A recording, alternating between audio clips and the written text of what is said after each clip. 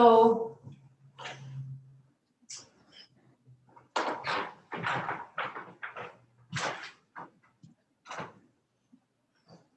today, I invite you to try something a little bit different.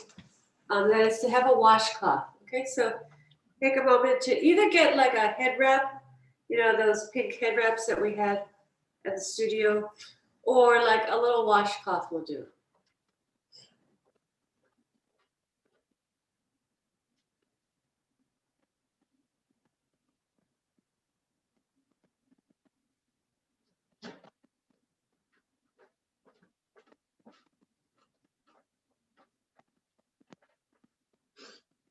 So then I'm making a little roll.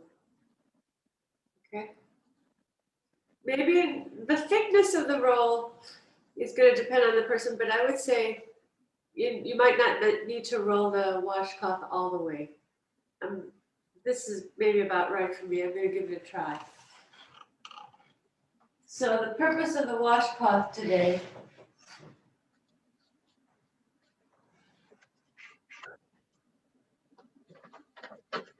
it's going to go in the throat region. So I'm clearing all the cloth out of the way.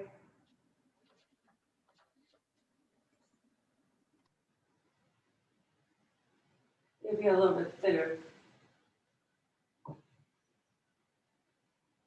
Like that. So it's a little bit of compression to the throat region. It's like wearing a very thick turtleneck is the feeling.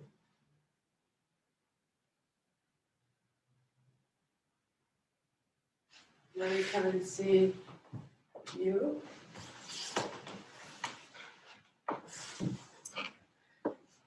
And you might need to, pull your blanket in under your head a little bit more, or add a little bit more thickness under your head or something, so that the head can be in this a little bit of a sharper Jalandhara bandha, maybe, than what you're used to. Maybe that top blanket, open it up once so that it's just a little bit more height than what you normally use. Not to lift your head too much, because that can cause neck strain.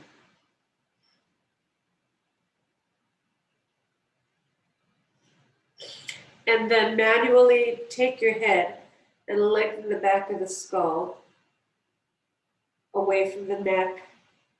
Lift the head slightly with your hands so that the chin drops down.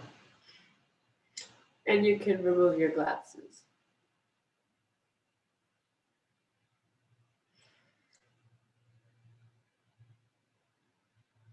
All right, and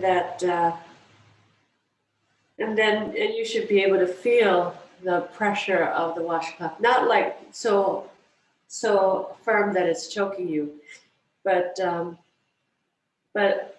definitely a sensation there at the throat region.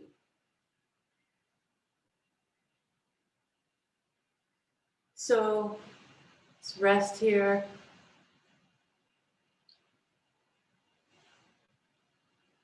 Allow yourself to settle into Shavasana.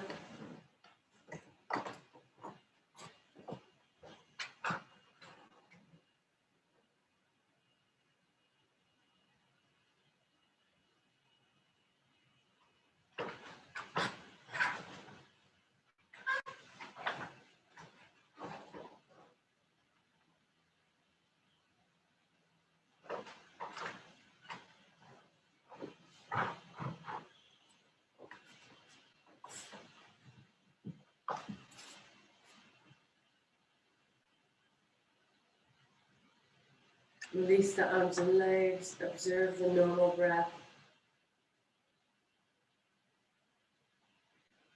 Always no sudden changes when we come into Shavasana. Just taking the time to allow the body to settle and allow the senses to settle. Even after we settle the physical body, it takes a little bit longer for the mind and the senses to settle.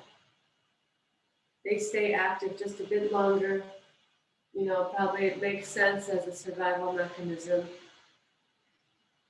But even the mind and the senses, we wait until they become quiet. Then you have to wake up this mind and the senses just a little bit, activate them just a little bit in order to begin the breath observation. So if the mind and the senses become dull, then the breath observation is also dull.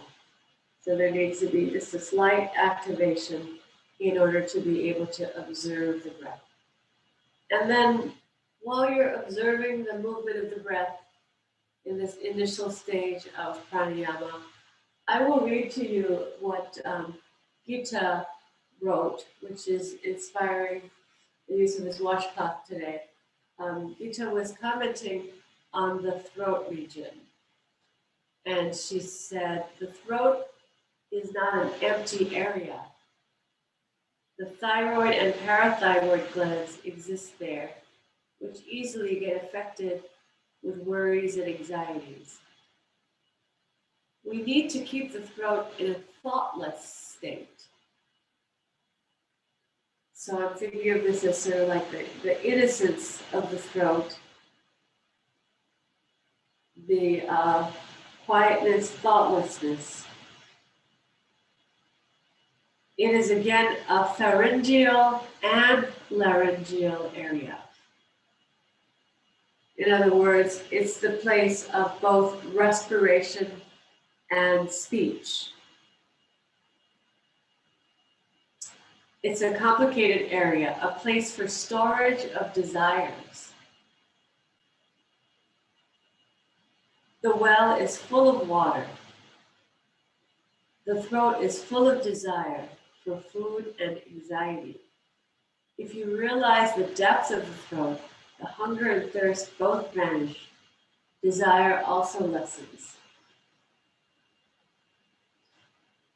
So, as a place where as the center of speech, the place where we communicate, the place where we state our desires, our beliefs, our needs.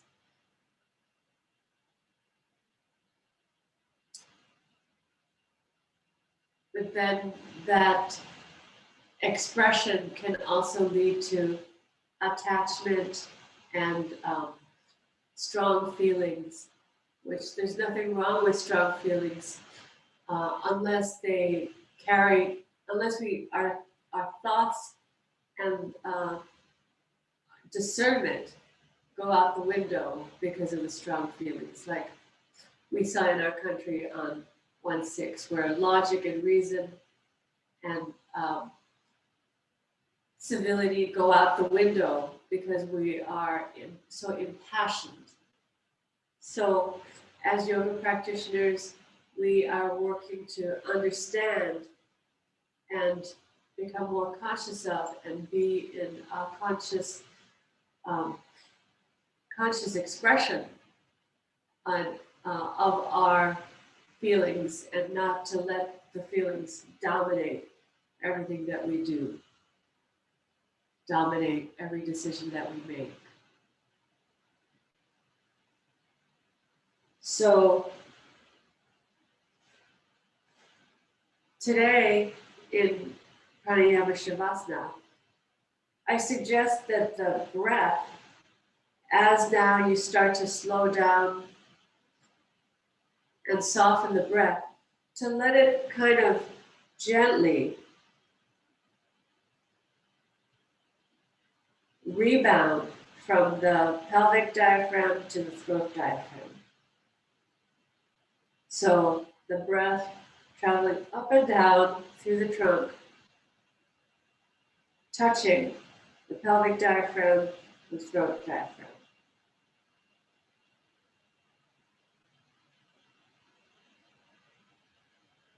Let it be slow, gentle, not like a really super tight or bouncy trampoline, but just like a very soft, landing, and a soft rebound back up.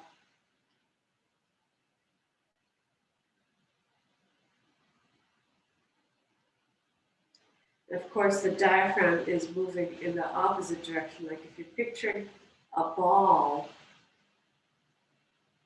landing on the pelvic floor as you exhale and then lifting up toward the throat, pit of the throat as you inhale, and then gently landing back down as you exhale on the pelvic floor, pelvic diaphragm.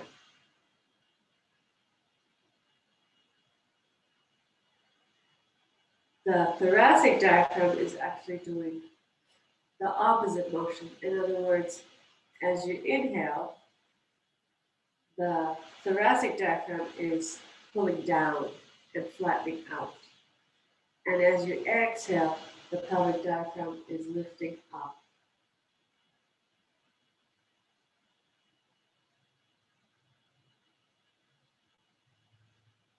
But I would say for today, no need to, don't get attached to the imagery of the thoracic diaphragm. Instead, focus on the movement of the breath from the pelvic diaphragm to the throat diaphragm, up and down, touching the throat, touching the pit of the throat, touching the pelvic diaphragm.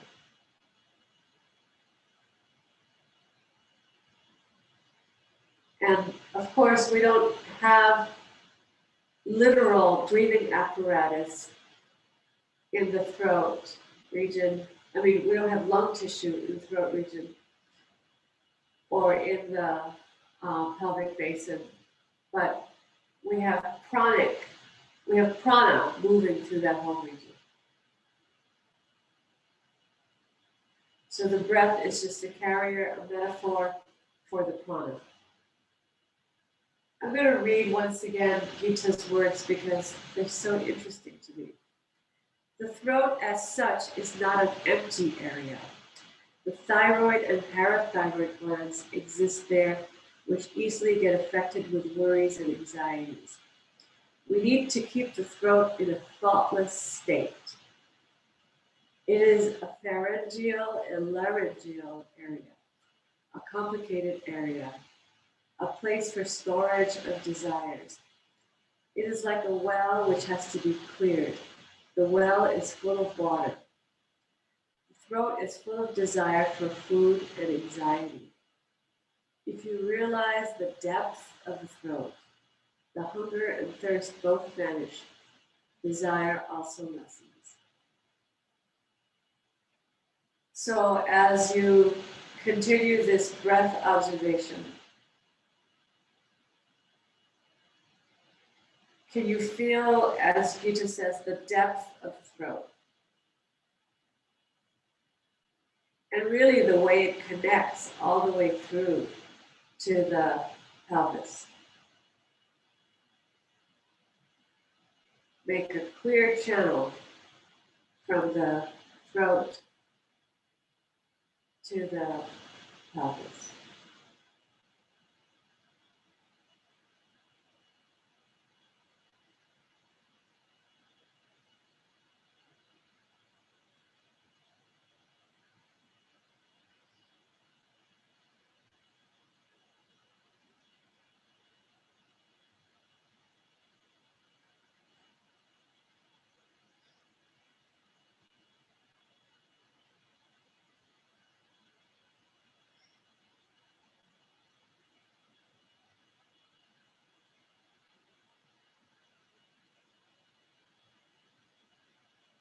As you continue, we're going to do a couple more minutes of this breath observation.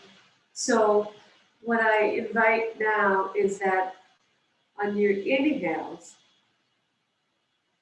as the breath travels up, fills the chest cavity, and as it comes closer to the throat, slow it down. Slow it down so that the breath can expand horizontally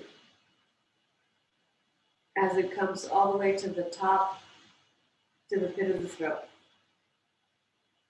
And then when you exhale, normal exhale, but when you get toward the end of the exhale, toward the pelvic basin, then slow it down. So we're exploring this sort of synchronization of the breath. So normal in the beginning, slower at the end. Normal inhale, but then slow down inhale at the top. Normal exhale, but then slow down exhale at the bottom. It's kind of like a piece of music, you know, where the musician is playing, but then like does a retard to slow down a few measures, and then picks up the pace again, and then toward the end of that phrase does another retard. If you've studied music and you remember the markings and instructions in a piece of music. So it's like putting a retard at the end of the inhale and at the end of the exhale.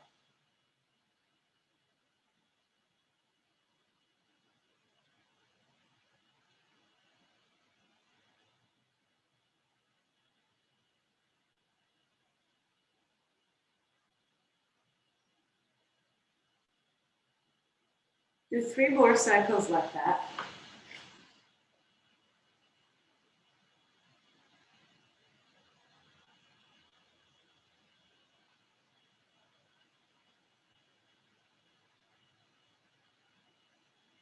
And then return to normal breathing after your 3 cycles. I also want to mention that the throat is in the Yoga Sutras, in the 3rd chapter, Kanta Kuppe, and in the Yoga Sutras, they discuss how the throat, the pit of the throat, controls hunger. So it's same thing, similar to what Gita points out, but it's kind of like a hunger center. And we can control our hunger by bringing attention to the pit of the throat, according to the Yoga Sutras. That's another interesting detail about this throat work. All right, so when you're finished, then roll to your side and sit up. Now the sun is out. And so now seated pranayama. Keep your washcloth.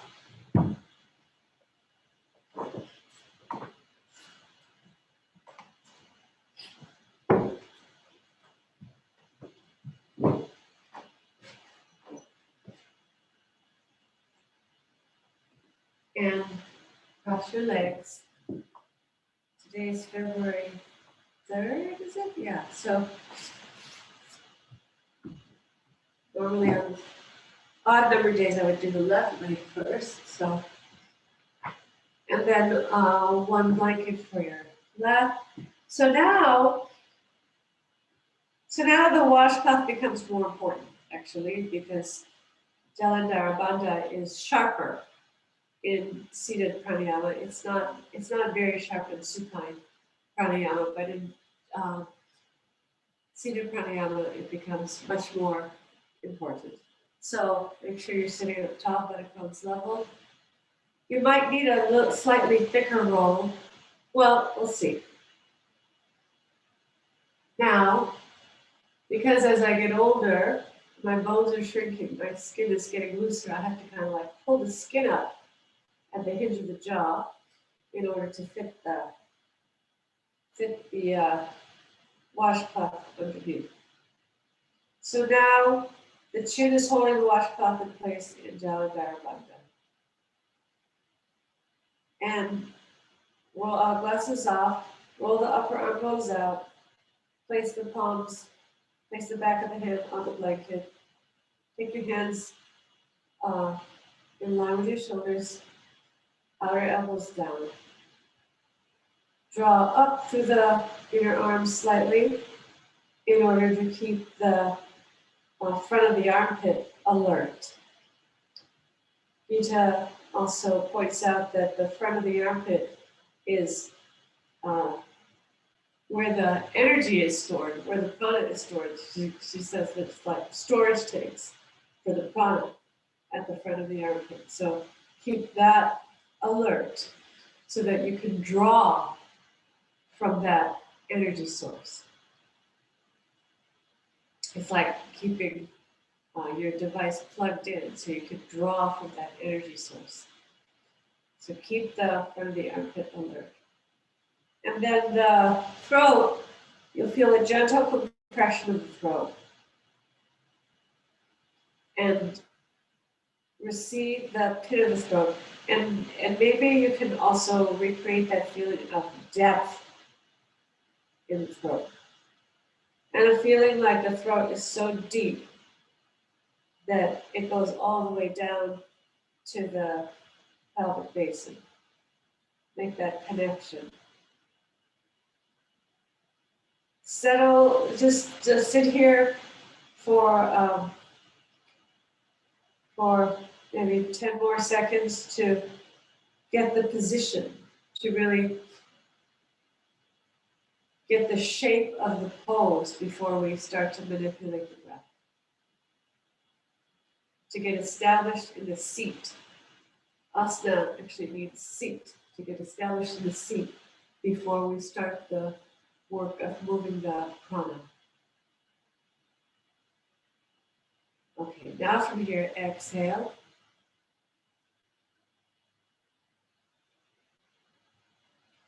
And start the inhale. And like before, let it be just kind of a normal inhale. And then, but then once you feel the chest really rising to receive the inhale, then now start to slow it down and kind of milk it. Do a really beautiful, expansive retard of the breath at the top, at the very top. So that you can feel how it touches the pit of the throat, the front of the armpit, and then exhale. Not to let it gush, but don't try to control the exhale in the beginning. But when you feel you're getting to the end of the exhale, then slow it down. Slow it down. And really pull the abdomen in, the navel back to fully empty out the air. Take a resting breath if you need to, and then repeat.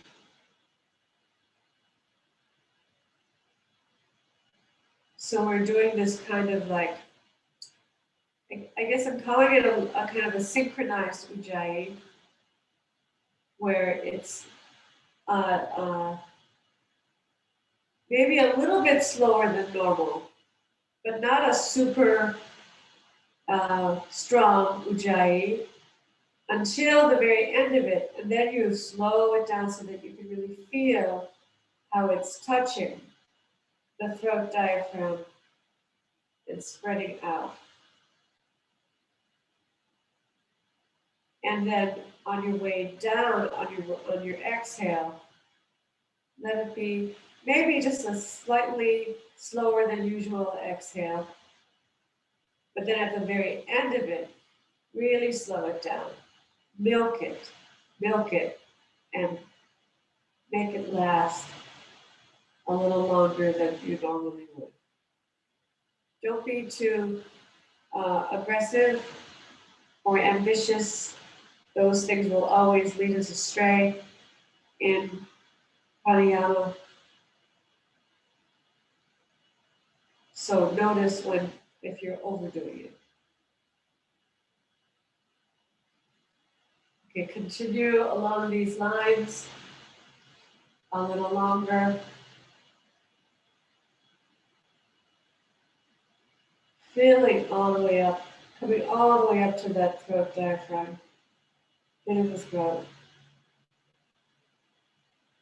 Feeling that slight compression of the chin coming down, the washcloth pressing into the throat.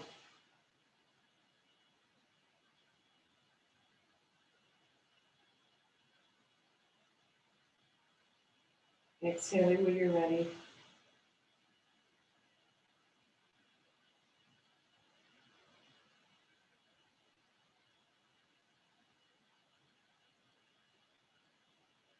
Try taking your hands a little bit wider because that will help to keep the armpit chest open. And soften your thumbs. It's very easy for the thumbs to get stiff. You know, it's kind of a natural tendency for the thumbs to get stiff, the thumb joint to get stiff when our hands are in this position. So make sure that the thumb joint is very soft and the thumb is kind of falling toward the index finger. Now, for the last few cycles, for the last 3 cycles, you could insert a little kumbhaka at the top and a little kumbhaka at the bottom. So a little retention. So normal inhale, then slow down, major, slow down, and then a pause at the very top of the inhale. A moment of stillness, a few seconds of stillness, but keep the Jala Bandha sharp. And then at the end of the exhale, you can do the same. So normal exhale and then slow it way down. Like you're really trying to make it last. And then stay in that emptiness for a few seconds.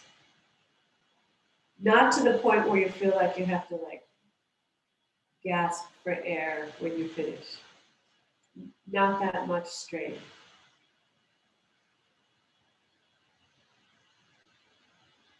So you can do 3 cycles like that. It's a little intense, so don't overdo, make yourself agitated. It's always like a really sensitive, requires a lot of sensitivity. That the breath work should be energizing, but not agitating.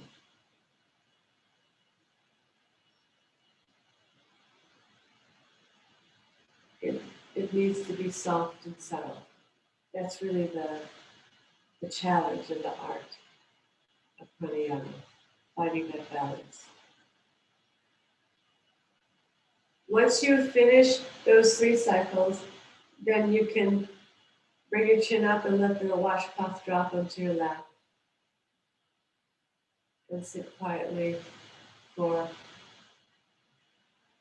a few breaths.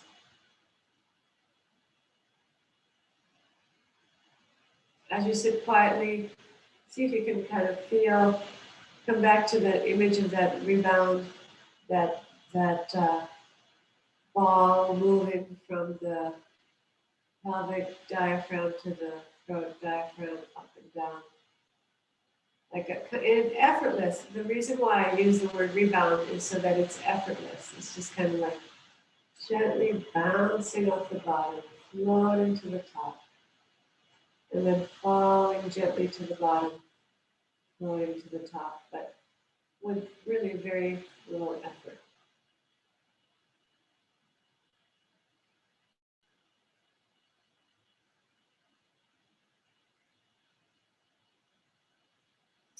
And then you can lie down and take Shavasana.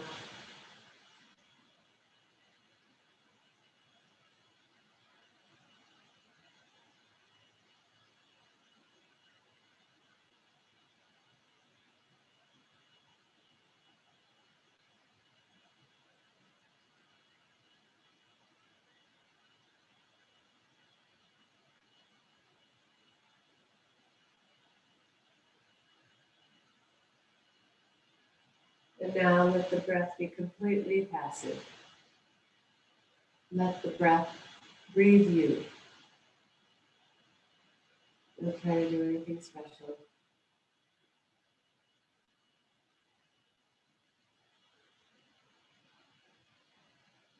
But maybe after all of this, you'll feel a little warmth in the throat region.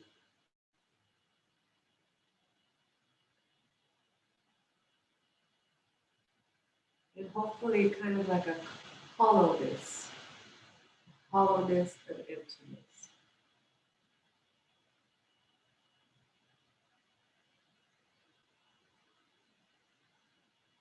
every once in a while, it's nice to have that feeling of nothing to say. So much of the day we're busy and we have so many responsibilities, but just for a moment, settle into a state where you really feel you have nothing to say.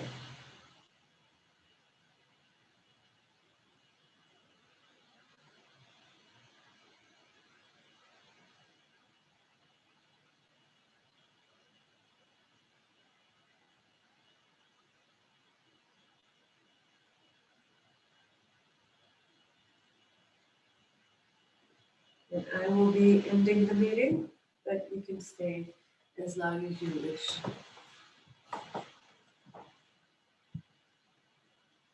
Have a wonderful day, everyone.